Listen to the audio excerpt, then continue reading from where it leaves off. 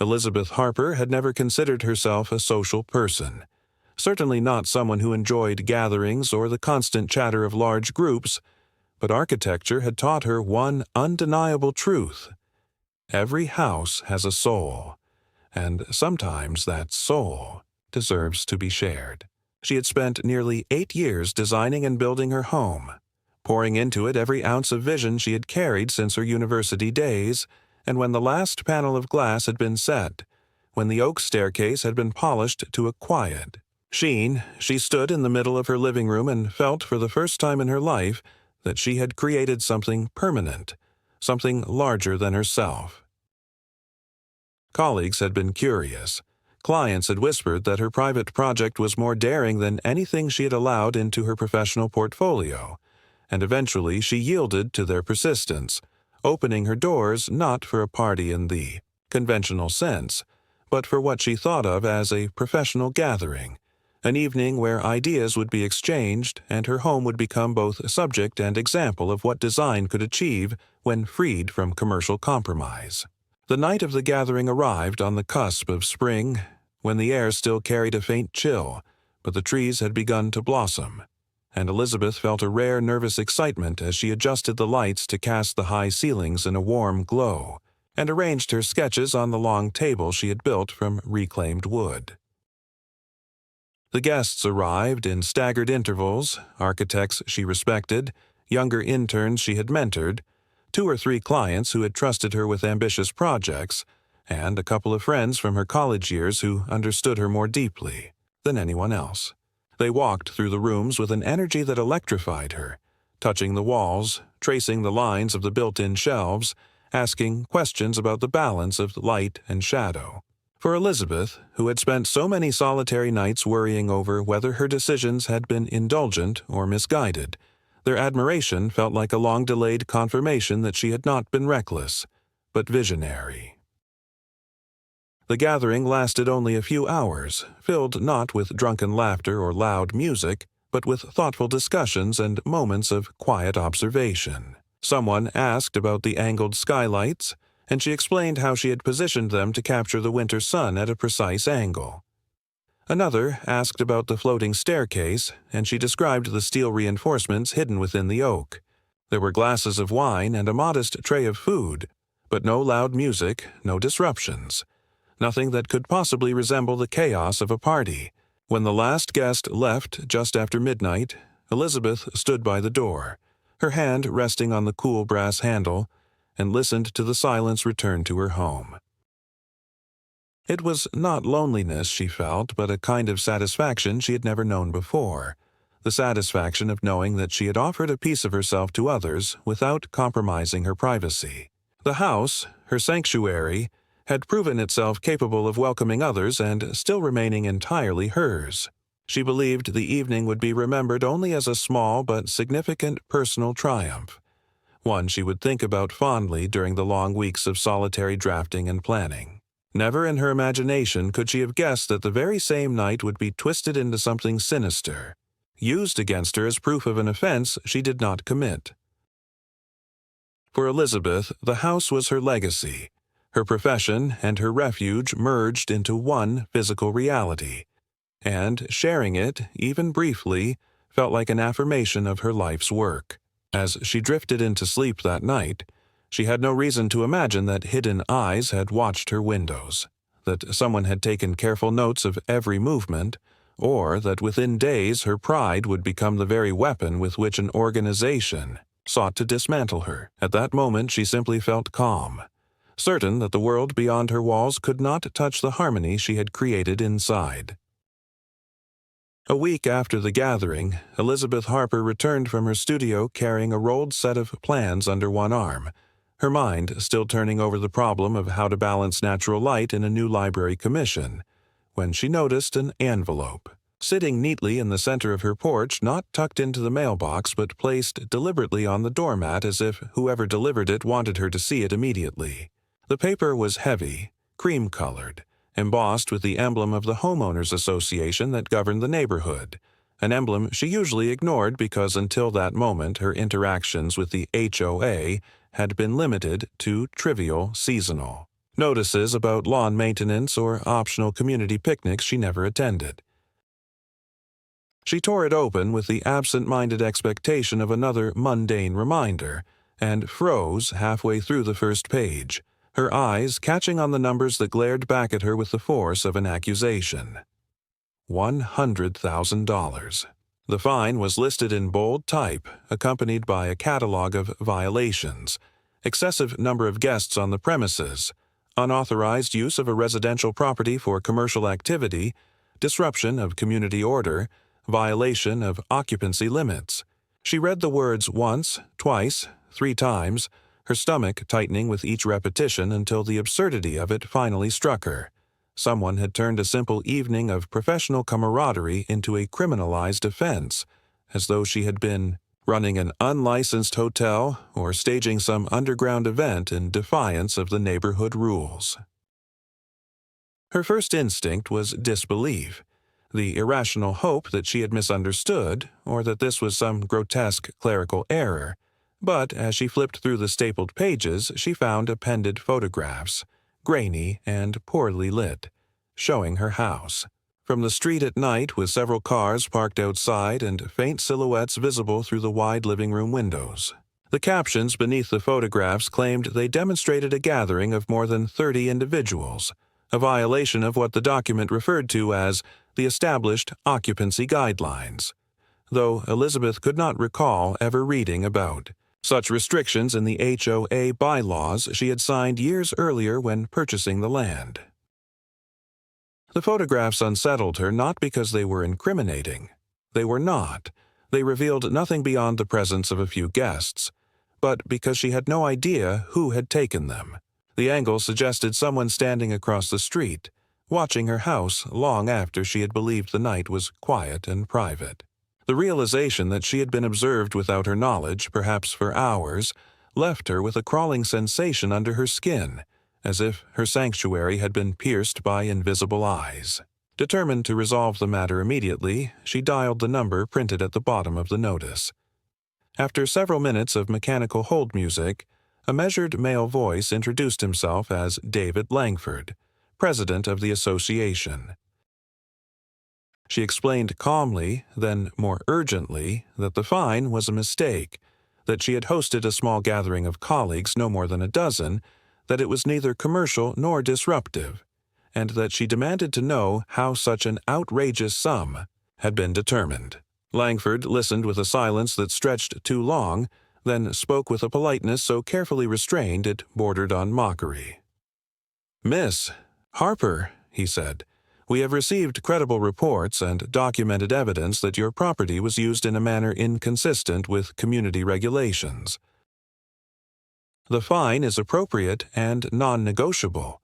She pressed him for specifics, asking about the so-called occupancy guidelines, asking who had filed the complaints, but he responded with the same detached calm, insisting that she review the documents, enclosed and reminding her that appeals could be filed only within 30 days, accompanied by supporting evidence. When she raised her voice, unable to contain her indignation, he interrupted softly, "The association expects cooperation, Ms.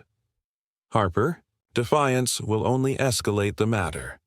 The call ended with her staring at her own reflection in the darkened screen of her phone, her pulse hammering in her ears. She felt both humiliated and threatened, trapped in a conversation where the rules had been recited like scripture yet never explained, and the man on the other end of the line had wielded bureaucracy with the precision of a blade. She gathered her breath and searched through her filing cabinet for the original HOA bylaws she had signed, combing through paragraphs of fine print until her eyes blurred. But nowhere could she find any mention of occupancy limits or prohibitions against hosting professional colleagues. It was as though the rules she was being accused of breaking had been invented after the fact, crafted to ensnare her in an accusation she could not easily disprove. That night she lay awake listening to the silence of her house, a silence that no longer comforted her, because she could not shake the feeling that someone might be standing outside again, watching through the windows, ready to twist her private life into another violation. The fine itself was outrageous, beyond her means to pay, but it was not the number that tormented her as much as the principle. Her home, which she had built as a sanctuary, was being turned into a liability, a weapon aimed directly at her sense of independence. She remembered the way Langford's voice had sounded, controlled, deliberate, almost rehearsed, and she wondered whether the photographs had been taken at his instruction, whether the so-called witnesses were his allies, whether the entire structure of authority in the neighborhood was less about maintaining community order and more about enforcing personal dominance. For the first time since moving in, she doubted not only the safety of her home, but her own capacity to stand against a system that had already marked her as guilty. As dawn crept through the angled skylights, Elizabeth sat at her drafting table with the unopened envelope beside her, her pen unmoving above the paper, unable to design or imagine because every thought returned to the same relentless question.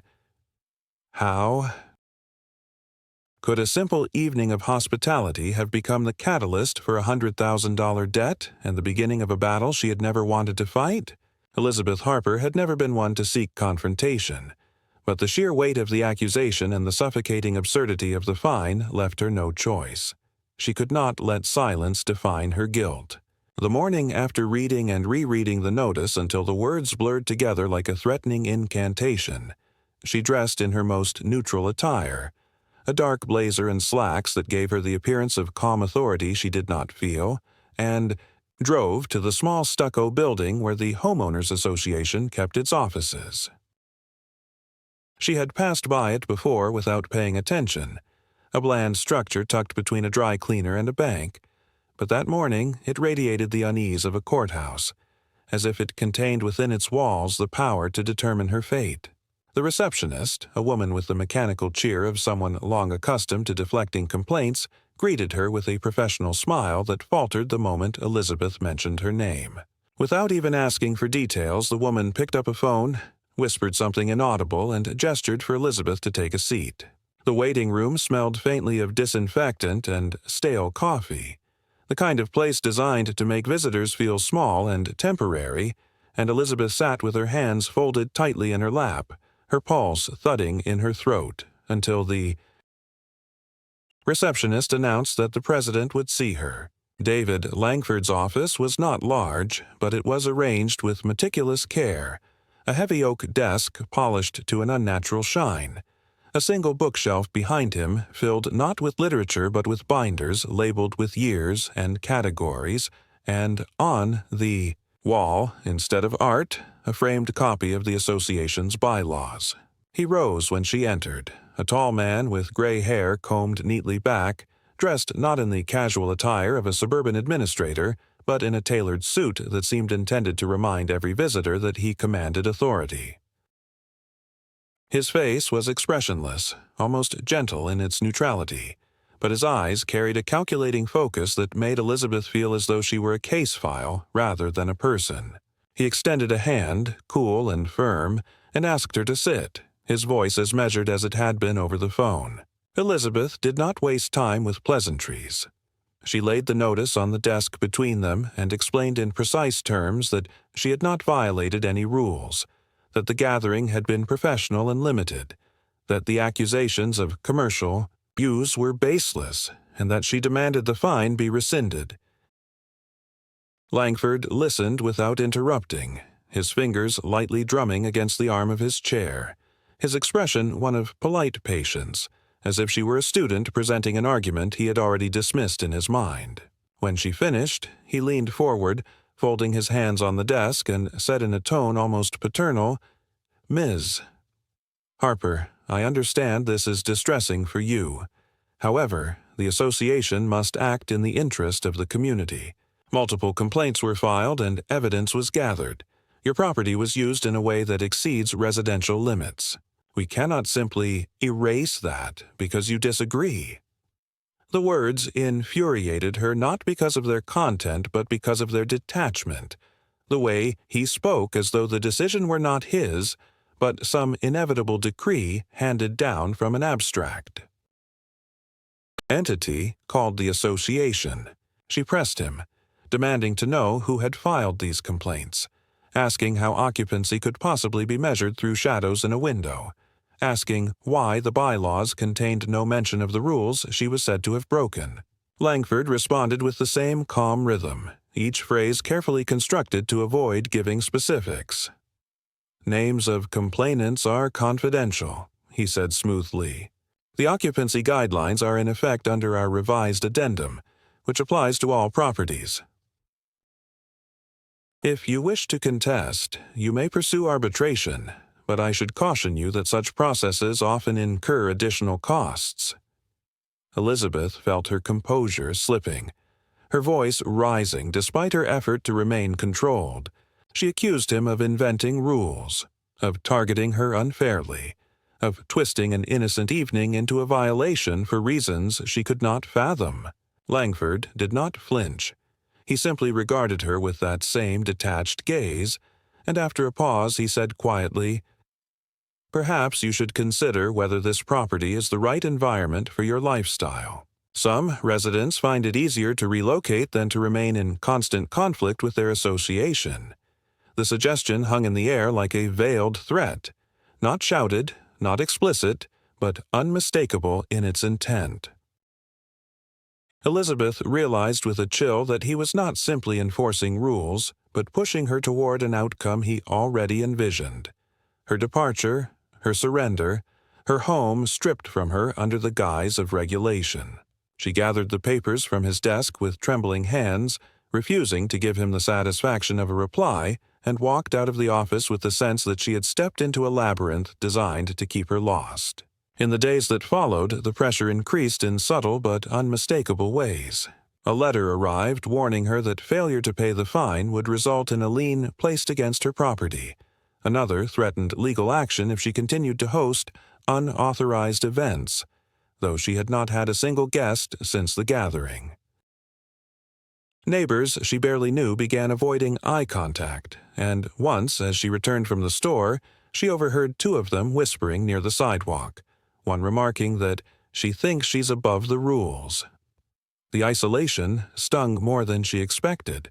She had never sought closeness with those around her, but the realization that they might have been primed to see her as a problem unsettled her deeply.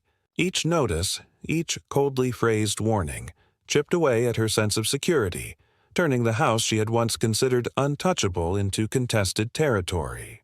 Elizabeth found herself walking from room to room at night, checking locks, drawing curtains tightly, glancing at the driveway for signs of parked cars that might conceal another camera.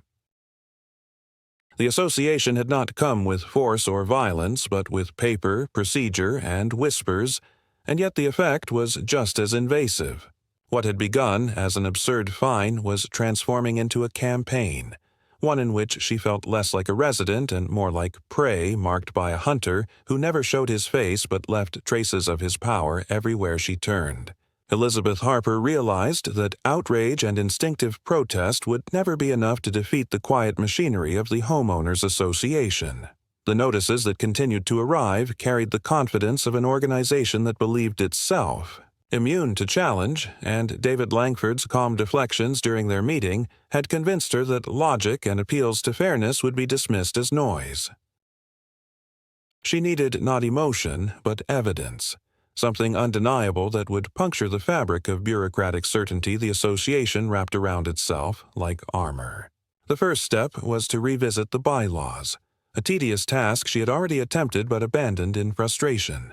This time, however, she read with the eye of an architect, not for language but for structure, searching not for the obvious rules but for the seams where amendments had been stitched in.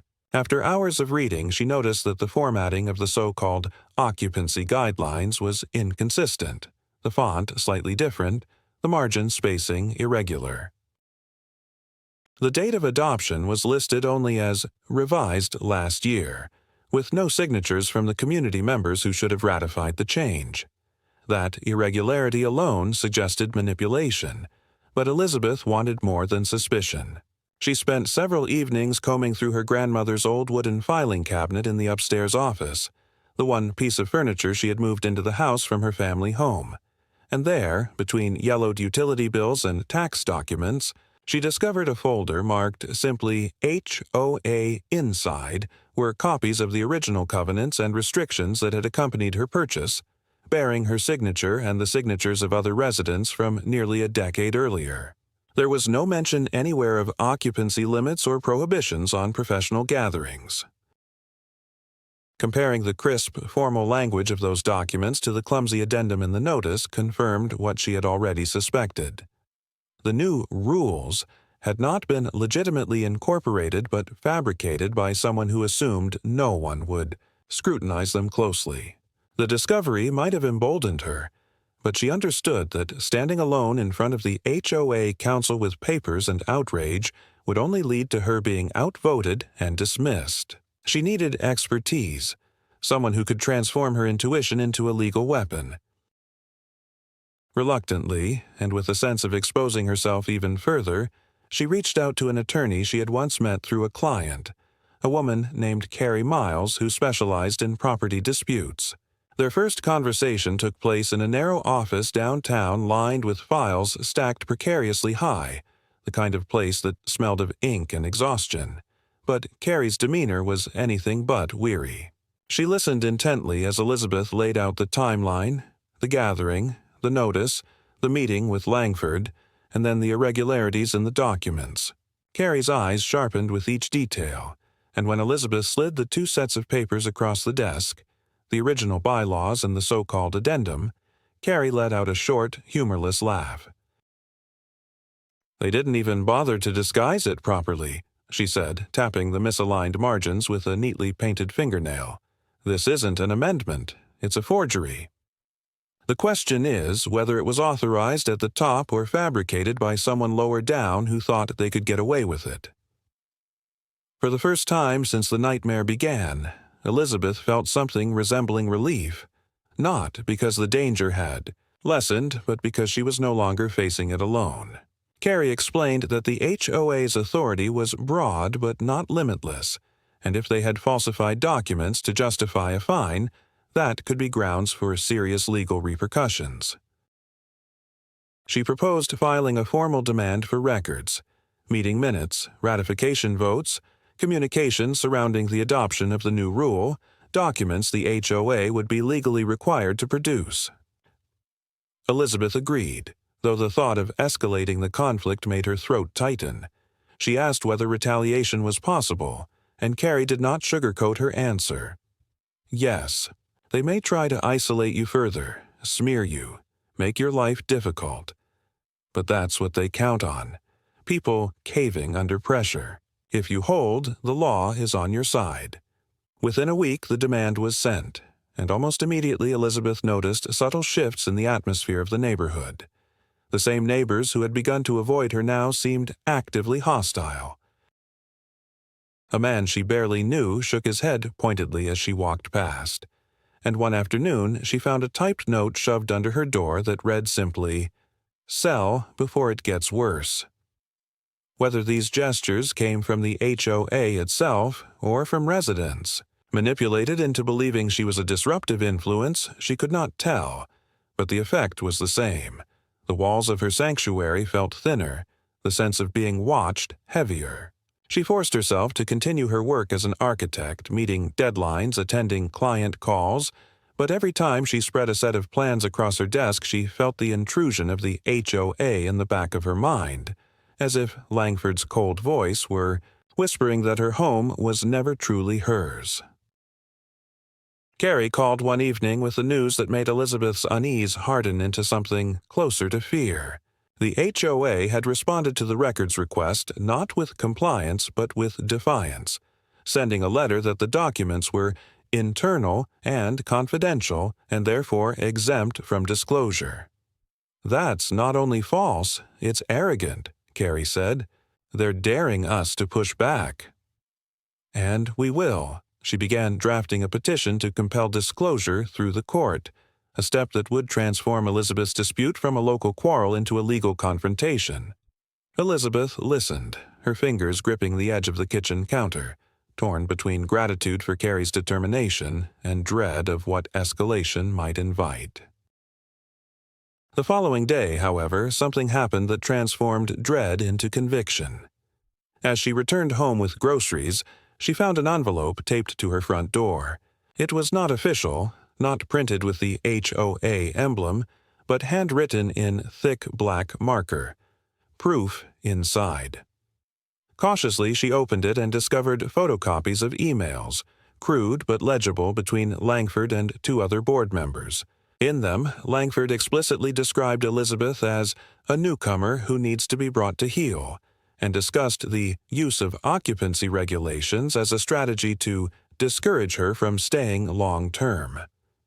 Her name appeared alongside words like problematic and non-conforming, as though she were not a neighbor but a trespasser in her own home. The emails were unsigned and the source anonymous, but the language was unmistakable. The arrogance of people who believed they were untouchable. Elizabeth carried the envelope to Carrie's office the next morning, her hands shaking as she placed it on the desk. Carrie examined the copies with the same keen focus she had shown before, then looked up with a grim satisfaction.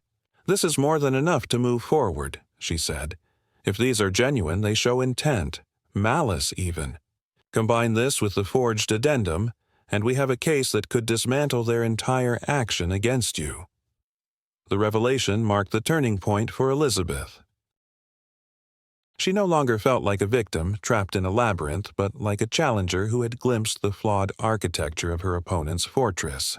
For months, she had poured her creativity into designing spaces that revealed beauty through structure. Now she would apply the same mind to dismantling the fraudulent structure erected against her. Fear had not vanished. She still felt the weight of isolation, the creeping suspicion of being watched, the hostility of neighbors, but beneath it burned a new determination. She would not abandon her home, not allow her creation to be stolen under the guise of rules fabricated to expel her. As night fell, she sat by the wide window of her living room, the same window through which someone had once photographed her guests, and stared at the reflection of her own face layered against the darkness outside. For the first time, she did not draw the curtains. Let them look, she thought. Let them see that she was not retreating. The battle had shifted, and the association that had believed itself invulnerable had just revealed its cracks. The first days after Carrie filed the petition to compel disclosure unfolded in a haze of anticipation and anxiety, for Elizabeth knew that once the case moved into the court system, the homeowners association would not retreat but lash out with sharper tools, and she was correct. Within a week, another notice appeared, this time not delivered through the mail but pinned to the wooden post by her front steps with the finality of a summons nailed to a door. It declared that her continued refusal to pay the fine constituted a breach of covenant so severe that foreclosure proceedings could be considered, and it warned that her property might soon be subject to protective action by the association. The phrase was intentionally vague, but its ambiguity unsettled her even more than explicit threats, for it suggested the association could define protective action however it pleased, bending procedure into whatever shape best suited its campaign against her.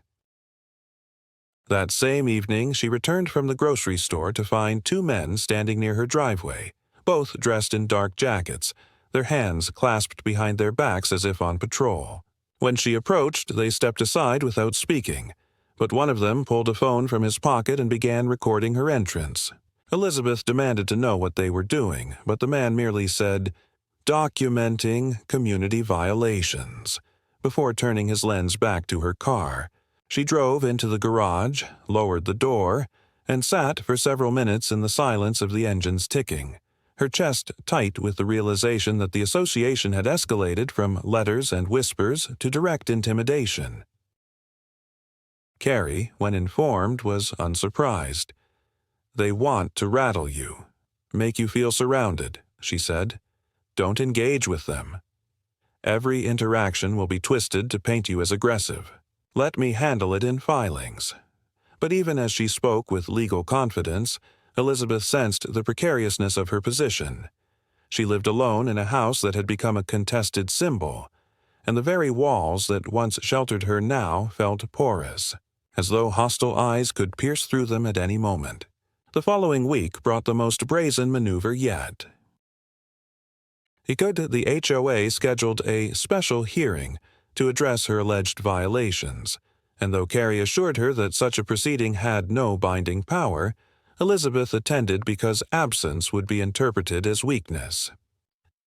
The hearing was held in the community hall, a sterile room with folding chairs arranged in rows and a long table at the front, where Langford and several board members sat like judges awaiting trial. The atmosphere was not one of fairness but of theater, a performance staged to demonstrate authority. Langford opened the session by reading aloud the list of supposed violations, his voice steady and almost soothing, but beneath the calm tone, Elizabeth heard the deliberate cadence of someone who believed he was untouchable.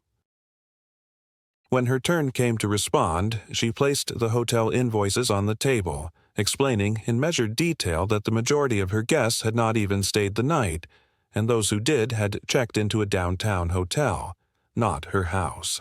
She described the professional nature of the gathering, the absence of any commercial exchange, and the absurdity of treating architectural colleagues as though they were paying lodgers. For a brief moment she thought she saw hesitation in the eyes of one board member, a flicker of doubt, but Langford quickly redirected attention by introducing what he called independent witness testimony. A man rose from the audience, a neighbor, Elizabeth barely recognized, who claimed to have seen cars arriving and departing at all hours of the night, and insisted the activity was consistent with short-term rental traffic. His words were delivered with rehearsed certainty, and Elizabeth realized with sinking clarity that he had been coached, perhaps rewarded, to deliver this account. She tried to interject, pointing out that the supposed timeline he described coincided with nights when she had been away, but Langford silenced her with a raised hand, reminding her that interruptions were not permitted. Then came another blow. Photocopies of identification cards allegedly collected by security volunteers at the neighborhood entrance, showing names of strangers listed as visitors to her address.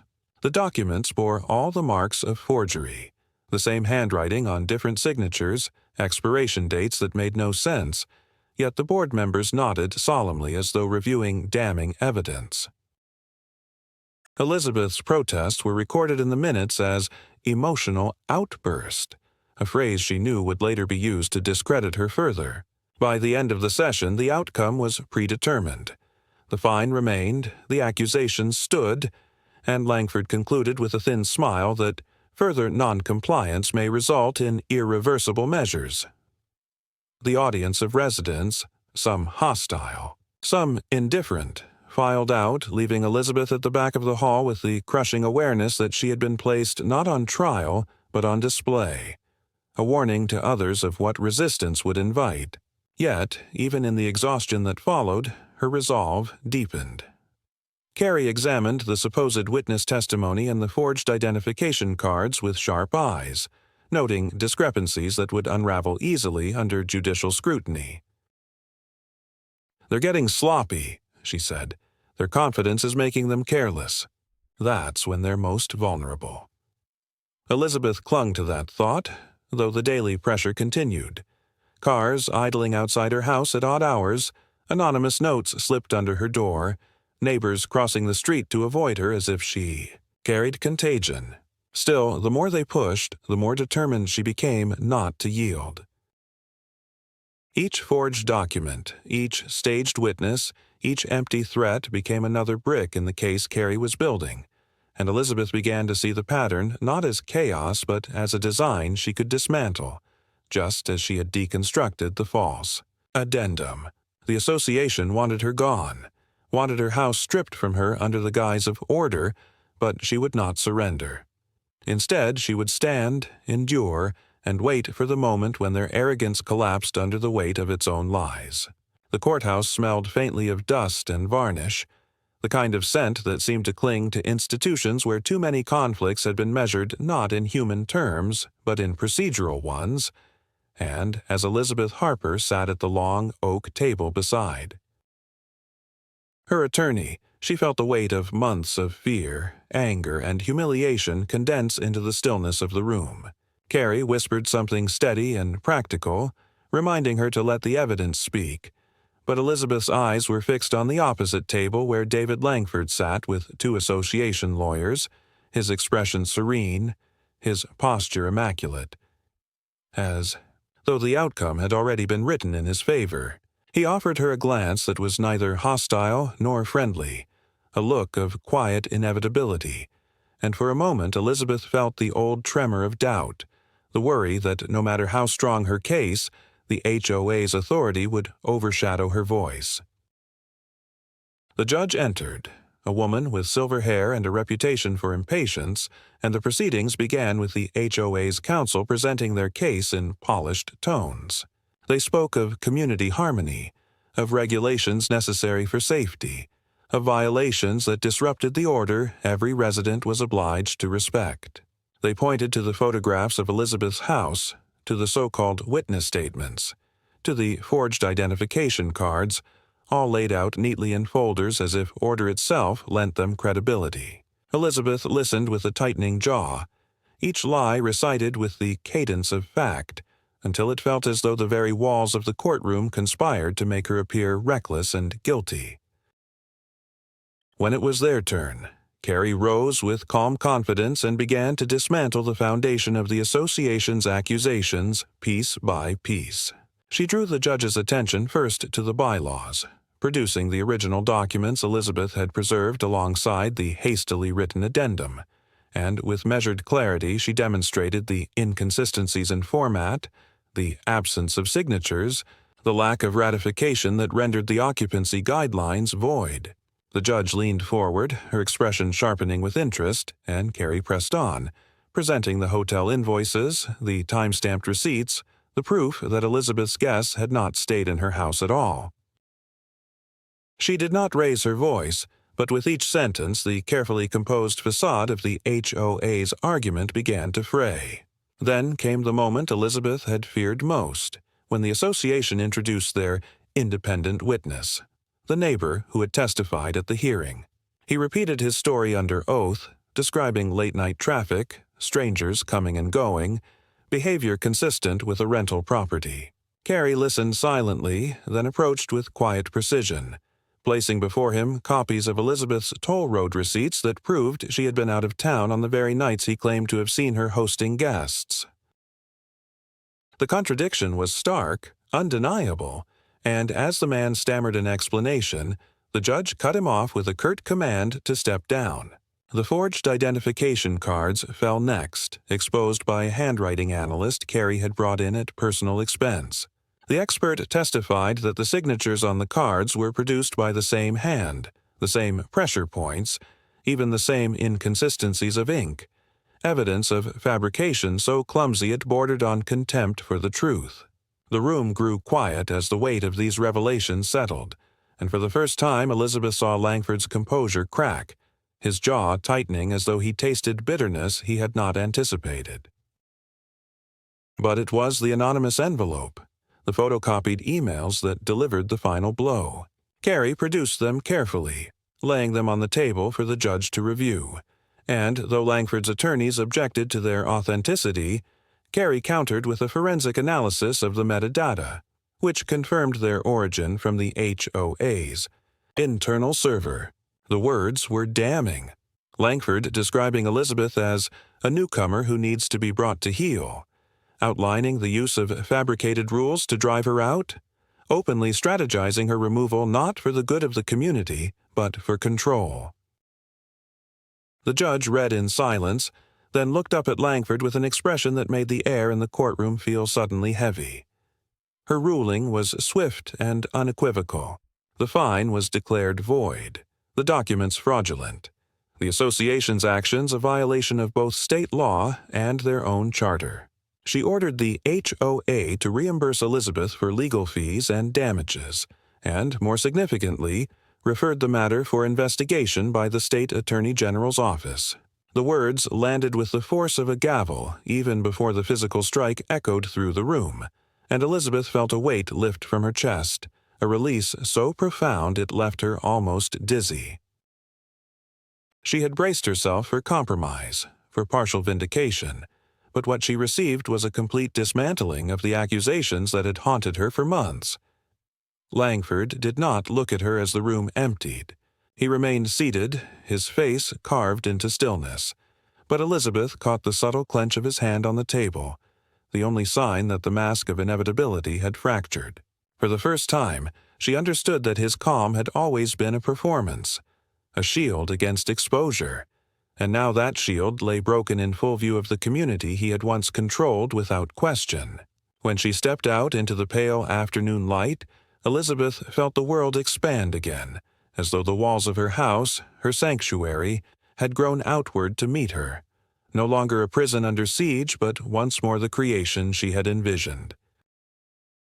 The battle was not over. Investigations would take time, reputations would resist collapse, but the war that had begun with a single absurd notice had reached its climax, and she had not only endured, but prevailed.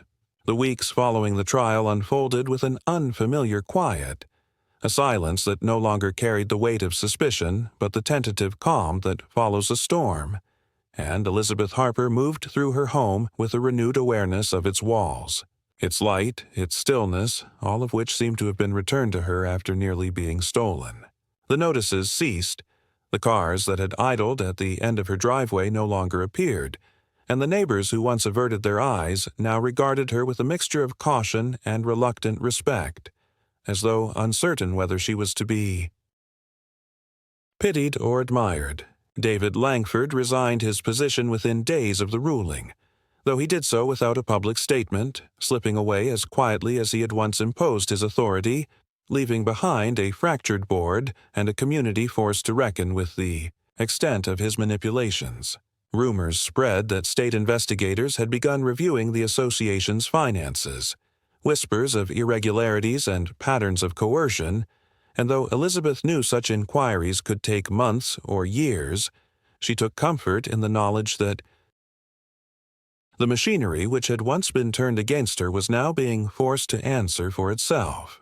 On a cool evening, she invited no one but herself to celebrate, opening a bottle of wine and sitting on the terrace she had designed to frame the sunset. The air was crisp, the colors of dusk spilling across the sky in shades of violet and gold, and for the first time in months she allowed her body to relax into the chair without scanning the street for watchers or waiting for the rustle of unseen intruders. She thought of the words Carrie had spoken after the verdict, that the law had not only recognized her innocence, but affirmed her right to exist in her home without fear of fabricated rules, and she felt a deep gratitude that extended beyond the legal victory to the simple fact of still being here, still occupying the space she had created with her own vision. She knew the memory of the ordeal would linger, that trust in her community would not return easily, but she also knew that endurance had revealed a strength she had not fully acknowledged in herself. The house was no longer merely an architectural achievement, but a testament to her ability to withstand, to fight, and to remain. When the first stars appeared above the angled skylights, Elizabeth raised her glass quietly, not to the defeat of her enemies, but to the preservation of her sanctuary. And in that moment, the fear, the hostility, and the long nights of doubt receded into the background, leaving only the enduring truth that she had claimed her place and refused to be erased.